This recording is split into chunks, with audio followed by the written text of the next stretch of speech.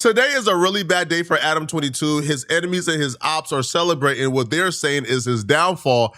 Now, Adam was on a podcast with a guy called Jason Rios. He runs the Freedom Society Network. This podcast was like therapy for Adam. He goes into details about his failures and his success. Now, he talks about one of his most recent failures, which is the live show. And he goes into grave details about exactly what took place. But the more information he divulges, the more ammo he gives his enemies to make his life literally miserable today. And the it's almost like spoiling the child, right? Mm-hmm. Like now their expectation is drama, chaos, what's next? And it's just going to keep getting crazier and crazier because you got to feed the beast. Yeah. And it's almost like they're watching the train wreck, but then the live having to be canceled, the live show having to be canceled. What does that tell you about the temperature? I'm just picking your brain right here. I mean, like my main takeaway from that, and especially like talking to the booking agent and stuff, is he was like, yo, like most people are like less loud about this than your audience has been, but basically they're just canceling live podcasts left and right. Like, you know, it's like something that people were really excited about in 2021, 2022, et cetera. But it's just kind of, I don't know. I feel like people got a taste for it. They went to a lot of live podcasts and then they just kind of got over it. Now, like comedy still does really well, I feel like. But as far as like the live podcast thing, I'm not going to lie. Like people saw how much seeming momentum there was around the Tuesday show for a while there. Like they were really enjoying the Anne Hefe, Munchie, Spody, and Lush and Me vibe. And we promoted the live show for like 3 weeks and sold 30 tickets. There's two major problems that I really saw with this live show. A, there's too many gang politics going on, right? There's too many sides that don't like each other.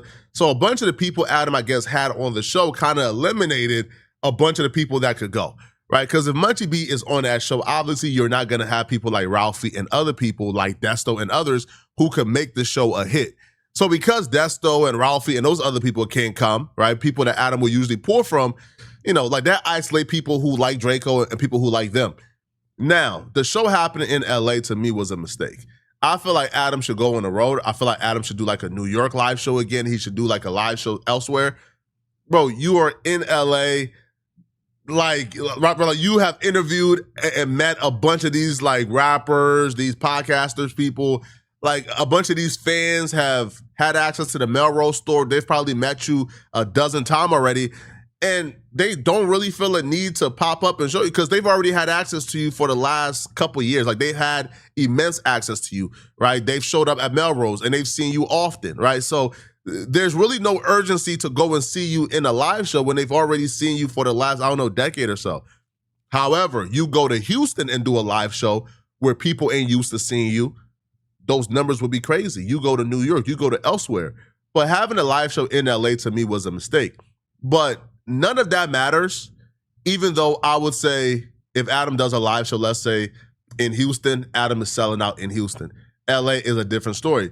But again, that's just me and my personal opinion. Other people, when they assess this, they don't give a damn. And the reason why they don't give a damn is because when it was their turn, they believed that Adam 22 went out of his way to kick them while they were down and make fun of their shows not selling. Yeah. And that was kind of shocking to me. And that's like even before they left, you know, and then they left. And so we kind of felt like, okay, we got to like add some shit to this that'll work. So I basically, you know, me and 4 Extra had already been kind of being led back together by Lupe. She had been trying to make that happen and stuff like that. So me and 4 Extra got on the phone, had a good conversation, and basically I was like, listen, let's do a full interview, but let's also do this live show together. He was down. I figured that would move the needle for the live show. Didn't matter. We added 607 Unk and Hater World. I figured both of those podcasts are pretty popular. Didn't really do anything. And so when I saw that, I was just like, oh, all right. Like if the YouTube shit is doing so well, I'm not going to be like pulling my hair out, losing my mind, trying to push this live show when the live show was always going to be basically like a break-even proposition, you know, or like if it was profitable, it was a couple grand, whatever. It wasn't going to be anything too crazy. So I think I got like my realization right there that the live show shit and people like, obviously people who don't like me want to make it like, oh, they hate you. They hate you so much that they won't go to your live show. But I mean, it was being promoted by a whole shitload of other people. it was being, we brought in different podcasts and stuff. To me, that just told me like, all right, the live podcast thing is just not. It's not it. It's just not it, I guess. I've been a part of two of them with the FMW, and they were dope. They were tight. You know what I mean? Like, it was fun. It was more so about having a good time. You know what I mean? And like being with the people and having a good time. And those were great times. Like the first No Jumper live show and even the Novo one, like those were great times. That was like really, it was just something amazing. And because we did shows in Boston and New York too, it was the same thing. Like it's just having that group of people that really know your content to the point where they're in on like every single inside joke and everything is like, I don't know. That's kind of a magical feeling. So I am kind of bummed that the people don't seem to be interested in it anymore. But I think the prime of No Jumper, I feel like the best era, maybe I'm biased, I feel like the best era of No Jumper is 2022, 2023. That's the best era of No Jumper. Look at that era. Again, there were gang members on the platform, but it was not predominantly gang banging. Even the gang bangers who were hosting, like their content was not gang banging. Nowadays, even the hosts who are on, their content is primarily gang banging, right? So the audience don't really gravitate towards, like outside of LA, nobody really find LA gangbangers intriguing. Like, I'll be real, there are like documentaries with millions of views about Chicago gangsters and about gangsters, I don't know, in New York and down south. There's really no like real crazy documentaries with like millions and millions of views, and there's not really like a niche in the scene just covering LA gangbangers because nobody really care about these people. These people are not cracking. They got no motion, right? People don't care about LA gangbangers. Like LA gangbangers for the most part are seen as corny, right? They're seen as antiquated, right? They don't really have no cool factor to them. Nobody cares about them, right? Right? Yo, people care more about the music and the gangster scene in the Bay or in, let's say, Stockton. Right, or right? Like people care about that more than they care about LA. So like the LA gangbangers don't really have an audience outside of LA, which is why I feel like Adam got to get back to getting rid of the gang culture and kind of just transitioning to just having more stars on, building more talent, and gravitating away from gang culture. Because you can't really trust a gangbanger. Like a gangbanger will come on your platform, get hot, get lit, and leave. And also, they don't really have nothing else in their repertoire. Yo, Adam literally had to create another show, the Monday show, because the blind gangbanger couldn't talk about anything outside of gangbanging, right? He couldn't discuss politics, knew nothing about the Carmelo Anthony situation, right? He was asked to talk about David, he couldn't, right? So he knows nothing about nothing. So yeah, you kind of have to gravitate away from that if you want to draw in an audience that spends their money. Is really that simple. Now, the people, right, who are rooting for Adam 22's downfall, more specifically, back on Fig Community World Community, they relished in Adam 22 announcing that he only sold 30 tickets, right? Now, their perspective is, you made fun of us, you talked all this trash about how much we weren't selling, and you did this entire show once we canceled our dates. But now that you didn't sell, all of a sudden is, hey man, nobody is selling tickets. It's just the culture now. The culture's moving away from live podcasting. And they're saying they're not letting Adam get away with this. And he's dedicated like 30 minutes to an hour, right, to literally torture Adam with their reaction to Adam only selling 30 tickets for the live show. Even if that FMW show ends up selling out, there's a ton of tickets left. And last time they sold out 2 shows back to back.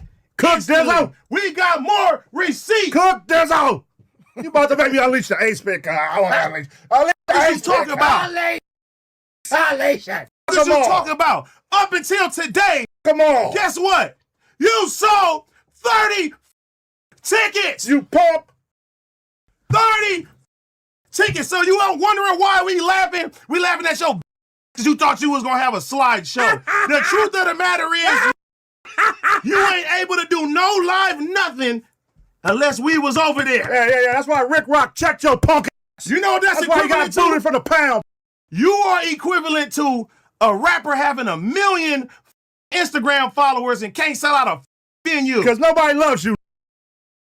Nobody likes you, Adam.